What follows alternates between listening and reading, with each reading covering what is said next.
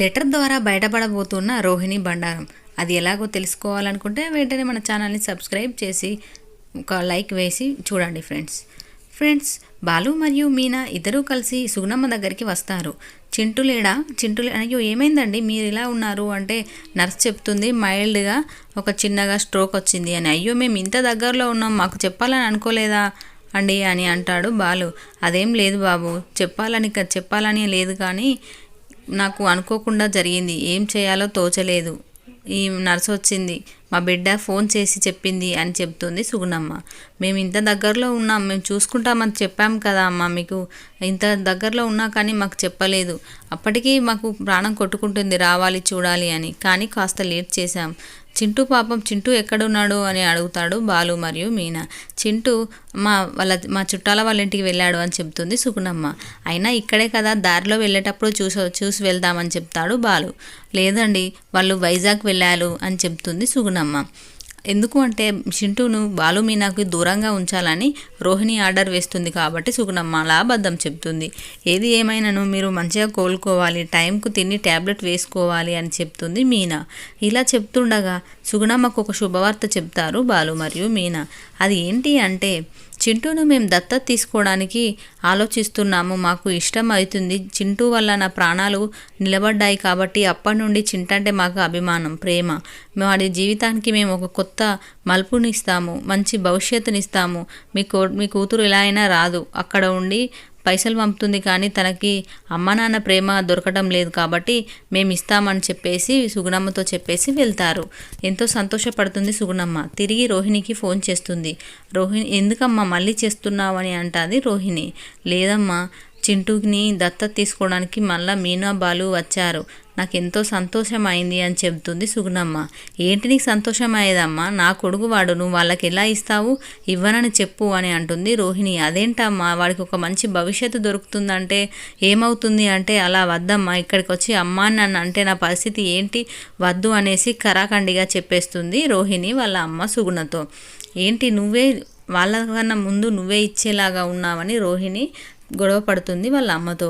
అదేంటి రోహిణి, చింటూని సాధింది చిన్నప్పటి నుంచి పెంచింది నేను, నాకు కూడా హక్కులు ఉంటాయి, నేను చెప్పే వరకు కూడా నీ కొడుకు అని ఎవరికి తెలియదు అనేసి అంటుంది సుగుణమ్మ. ఏది ఏమైనా నువ్వు అలా చెప్పడం కరెక్ట్ కాదమ్మా, నేను అన్నీ చూసుకుంటాను చింటూ కోసం, నాకు తెలుసు కదా, నువ్వు ఏం మాట్లాడకు, నువ్వు మళ్ళీ వస్తే ఇవ్వనని చెప్పు అని చెప్పేసి రోహిణి అంటుంది సుగుణమ్మతో. ఇదంతా విషయం చింటూని దత్తత తీసుకోవడానికి వెళ్ళారు మీనా మరియు బాలు అని రోహిణి వచ్చి ప్రభావతితో చెప్తుంది. తీసుకున్నాక ముగ్గురిని కలిసి బయటికి గెంటేస్తా అని చెబుతుంది ప్రభావతి. అదేంటి తీసుకోకుండా చేస్తుందని నేను అనుకుంటే తీసుకొని అంటుంది అనేసి పథకం ఫెయిల్ అవుతుంది రోహిణిది. ఏంటి రోహిణి అలా చూస్తున్నావు, ఏమవుతుంది, వాడెవడో దారిన పోయేవాడు, వీళ్ళని కూడా అందరినీ ముగ్గురిని కలిసి దారిన బయటికి నెట్టేస్తా అని చెప్తుంది ప్రభావతి. అయ్యో చేసిన ప్లాన్ అంతా వేస్ట్ అయింది అని అనుకుంటుంది రోహిణి. ఇది ఇలా ఉంటుండగా మన ప్రియతమ యాక్టర్ అయినటువంటి విద్య మరియు రోహిణి ఇద్దరు కలిసి స్కూల్కి వెళ్తారు, ఇంటర్నేషనల్ స్కూల్కి బాబుని చింటిని జాయిన్ చేయడానికి. ఏంటి విద్య ఏం ఆలోచిస్తున్నావు అని అంటే, ఏంటి నువ్వు ఇవన్నీ ఖర్చుతో కూడుకున్న పనులు చేస్తున్నావు అని అంటుంది రోహిణితో. తప్పదు కదా, చింటూ భవిష్యత్తు కోసం ఇక్కడికే తీసుకొచ్చి ఒక రూమ్లో వాళ్ళ నుంచి చింటూని మంచి స్కూల్లో వేద్దామని అనుకుంటున్నా, అప్పుడైతే నా దగ్గరే ఉంటారు, నేను ఊరికే వచ్చి చూడొచ్చు అని చెప్తుంది రోహిణి. అన్నీ చేస్తున్నావు అని ఖర్చుతో కూడుకున్న పని అని చెప్తుంది విద్య రోహిణితో. ఏది ఏమైనా చింటూకి ఒక మంచి భవిష్యత్తు ఇవ్వాలనుకుంటున్నా, బాలు మరియు మీనా ఇద్దరు దత్తత తీసుకుంటా అంటున్నారు, ఇలా చేయడం వల్ల ఫ్యూచర్లో నాకు చాలా ప్రాబ్లం అయ్యేలా ఉంది అని రోహిణి అంటుంది.